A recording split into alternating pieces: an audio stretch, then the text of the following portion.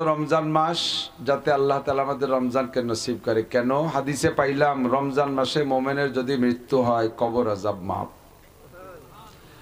কবর আযাব মাপের মানে কি? কবরের জগৎ, মানুষ মারা যাওয়ার পরে সবাই তো কবর নসিব হয় না, 90% বা তার চেয়ে বেশিরভাগ মানুষই কবরস্থ হয়। এর কারণেই কবরের সাথে কথাটাকে রাখা হয়েছে। বাকি কথা হলো মানুষ ইন্তেকালের পরে রূহটা চলে যায় যে জগতে, ওই জগতের সাথে একটা আচরণ হয়। ওই জগতে শান্তিও আছে, শাস্তিও আছে, কিন্তু ডাইরেক্ট জান্নাতও না, জাহান্নামও না। জগৎটার নাম হলো আলমে বারজাখ। আপনি রূহ শরীরে থেকে বেরোয় যাওয়ার পরে নির্দিষ্ট সময়ের পরে আপনার কাছে জিজ্ঞেস করা হবে, শুনেছেন উলামায়ে কেরামের কাছ থেকে, তিনটি প্রশ্ন। মার রব্বুকা ওয়া মা দীনুকা ওয়া মান হাদার রাজুলুল্লাযী বুইসা ফীকুম। রব তোমার কে, দিন তোমার কি, তোমাদের মাঝে যাকে নবী হিসেবে প্রেরণ করা হয়েছিল তার সাথে কি তোমার কোনো পরিচয় সম্পর্ক আছে? ওখানে যাওয়ার পরে যদি এই তিন প্রশ্নের জবাব আপনি সুন্দর করে দিতে পারেন, রাদিতু বিল্লাহি রাব্বান অবিল ইসলামি দীনান অবি মুহাম্মাদিন নবিয়ান, তিনটি প্রশ্নের জবাব দিতে পারলে তিন প্রশ্নের পুরস্কারই সাথে সাথে আসবে। আল্লাহ পাক বলবেন আলবিসুহু মিনাল জান্নাহ ওয়া আফরিশুহু মিনাল জান্নাহ ওয়াফতাহু লাহু বাবান ইলাল জান্নাহ। ফেরেশতারা আমার বান্দা তিনটি প্রশ্নের জবাব দিয়েছে যথারীতি, তিন প্রশ্নের পুরস্কার তিনটেই দাও। এক নম্বর পুরস্কারের জবাবে আলবিসুহু মিনাল জান্নাহ, আমার বান্দার রূহের গায়ে জান্নাতের পোশাক পরায় দাও। দুই নম্বর প্রশ্নের জবাবের পুরস্কারে তাকে আল আফরিশুহু মিনাল জান্নাহ, আমার বান্দা মাটিতে যেন গড়াগড়ি না খায়, জান্নাতের খাট পালং বেড বিছানা তারা বিছাই দাও। ওই বরজাখের জগতে আপনি এগুলো পাইতে থাকবেন। তিন নম্বর প্রশ্নের জবাবের পুরস্কারে আফতাহু লাহু বাবান ইলান নার, আমার বান্দার রূহটা যে হালাতে আছে ওই হালাতে জান্নাতুল ফেরদাউসের সাথে একটা দরজা খুলে দাও। ডাইরেক্ট জান্নাত পাবেন না, তবে জান্নাতের এই নাজ ও নিয়ামত ওখানে পাবেন। ডাইরেক্ট সরাসরি জান্নাত হবে হাশরের মাঠ কায়েমের পরে, বিচার হিসাব নিকাশের পরে জান্নাতীরা জান্নাতে যাবে, পুরো জান্নাত পাবেন। আর এই জগৎটায় আপনি এইগুলো পাইতে থাকবেন। পক্ষান্তরে যদি উত্তর না দিতে পারেন তখন আপনাকেও বলা হবে আলবিসুহু মিনান নার, জাহান্নামের আগুনের জামা পরায় দাও। অন্তর দিয়ে শোনেন কথাগুলো। প্রশ্নের জবাব দিতে পারবেন না, মার রব্বুকে, তোমার রবকে। আপনি জানেন না আপনার রবকে, আপনি বলবেন লাত, উজ্জা, মানাত, হবল, সিরি, দুর্গা, কালী, লক্ষ্মী, সরস্বতী, একটাও গ্রান্টেড না, একটাও গ্রহণ। আমার রব যিশু, কোনো কাজ হবে না। রব একমাত্র কে? রাদিতু বিল্লাহি রাব্বান, আল্লাহ আমি দুনিয়ায় থাকতে তুমি রব হিসেবে তোমার পর সন্তুষ্ট ছিলাম।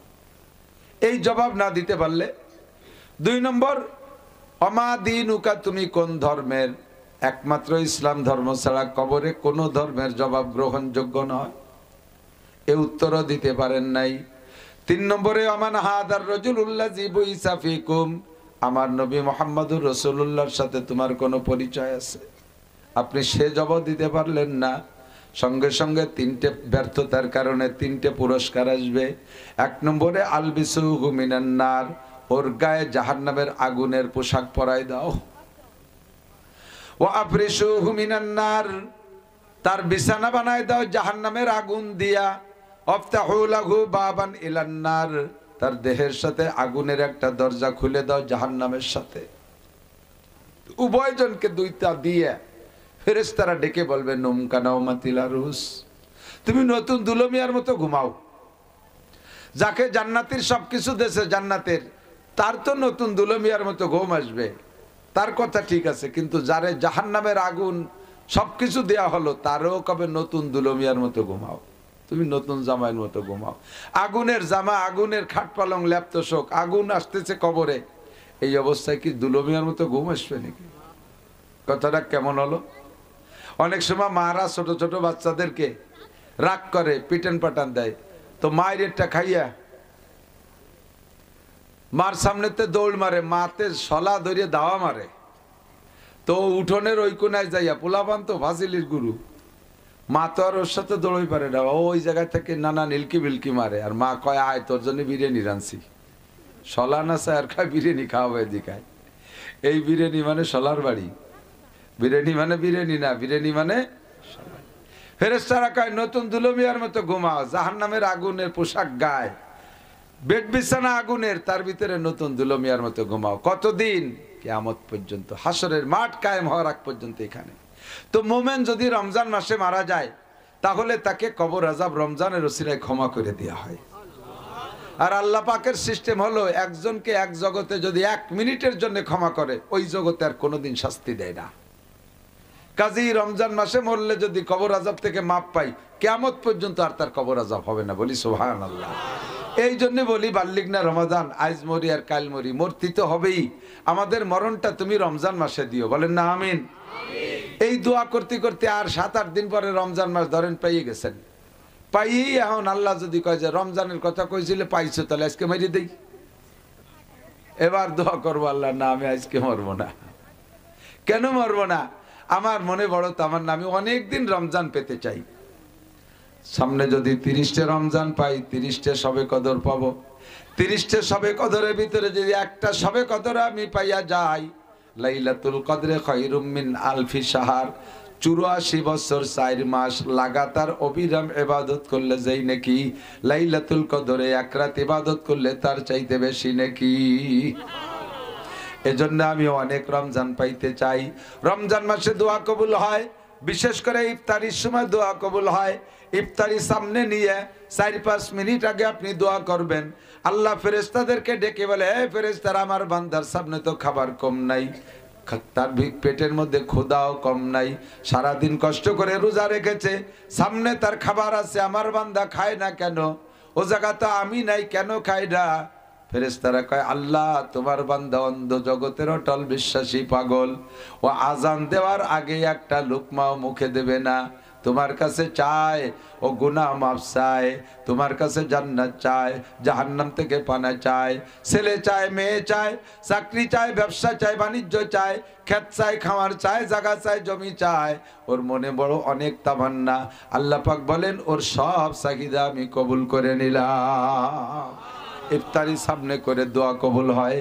ওই সময় যেগুলো দোয়া করবেন প্রত্যেকদিন 2টে দোয়ারে কমান্ড রাখবেন, 2টে দোয়া কমান্ড রাখবেন। একটা হলো গুনাহ মাফ, আর একটা হলো সুস্থতার সাথে, ইজ্জতের সাথে, প্রশস্ত হালাল রিজিকের সাথে লম্বা হায়াত। লম্বা হায়াতের দাম আছে। যদি হায়াত পাই মোমেনের জন্য লম্বা হায়াত নিয়ামত, আর কাফেরের জন্য লম্বা হায়াত গজব। মোমেন যদি লম্বা হায়াত পায় তাহলে লম্বা হায়াতে লম্বা ইবাদত করতে পারবে, আর কাফেরে যদি লম্বা হায়াত পায় লম্বা গুনাহ করবে। এই জন্য যত গুনাহ করবে তত তার জাহান্নামের শাস্তি বাড়বে, আর মোমেনের যত নেকি করতে পারবে তত তার জান্নাতের ভিতরে মর্যাদা বাড়বে। এই জন্য কখনো মরণ চাবেন না, কেউ মরণ চাবেন না। আপনি যে মরণ চাইতেছেন, মরণের পরে কি হবে এর জন্য কি ইনকাম করতে পারছেন? আমি চেহারা দেখে টের পাইতেছি, যারা মাদ্রাসায় পড়েন নাই, মাদ্রাসায় পড়েন নাই, এই পাবলিক যত সুন্দর করে নামাজ পড়েন, 99%, 99% পাবলিকের সূরা কিরাত অশুদ্ধ। আপনার জীবনের কোনো নামাজই হয় নাই। অশুদ্ধ কিরাতে নামাজ পড়লে নামাজ হয় না। নামাজ ভাঙ্গার কারণ 19টে, তার ভিতরে 1 নম্বর নামাজে অশুদ্ধ পড়া। নামাজে একটু বুঝেই কইতে হবে।